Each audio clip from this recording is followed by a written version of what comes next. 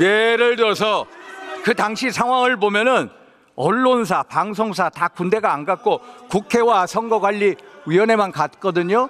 그래서 이 법조문이 제대로 정확되는지 법무부에서는 검토를 안 하십니까?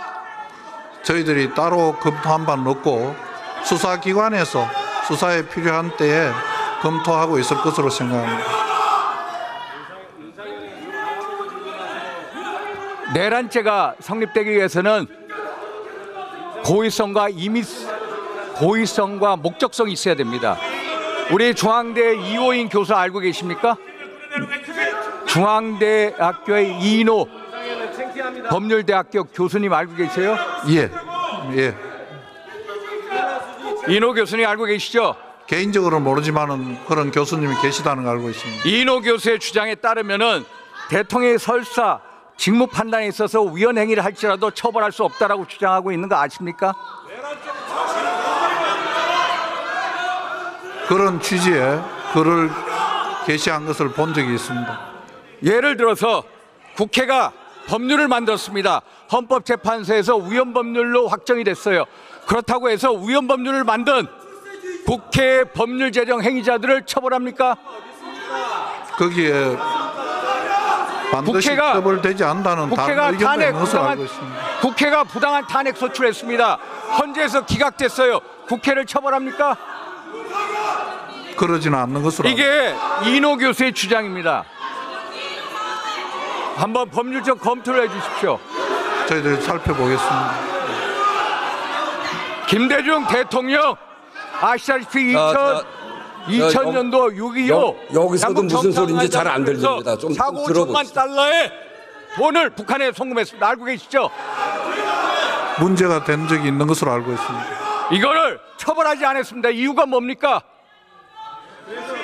통치행위라고 판단한 것으로 알고 있습니다. 통치행위라고 해서 처벌 안 했습니다. 그러면 1997년 대법원 판례를 보면은 비상계엄은 고도의 정치행위, 통치행위로 보고 있습니다. 알고 계십니까? 그런 의견도 있는 것으로 알고 있습니다. 2010년도 대법원 판례에 의하면은 고도의 정치행위에 대해서는 대통령의 권한을 존중하면서 사법심사를 자제하는 선에서 위헌성을 심판해라. 이게 대법원 판례입니다. 알고 계십니까? 그런 결정은 알고 있습니다. 제가 이런 말씀을 드리는 이유는 정치적인 판단하고 법률적인 판단은 다르다는 겁니다. 그래서 법무부가 법률적인 판단을 검토한 것을 제게 보내주십시오. 아셨습니까? 예. 다음 최상무 부총리 나와주십시오.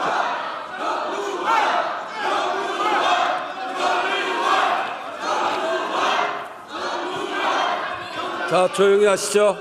조용히 하시죠.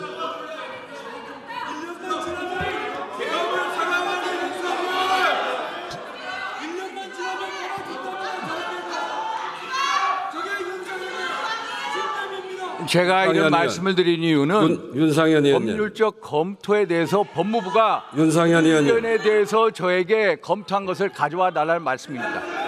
윤상현 의원님. 대통령의 명예에 의해서 군대가 국회에 총을 들고 들어왔습니다. 그거를 통치행위로 얘기한다는 것이 말이 됩니까? 같은 국회의원으로서. 아니, 우리 의장님께서도 일단 대법원 판례 공부해 주십시오. 자, 조용히 하시죠.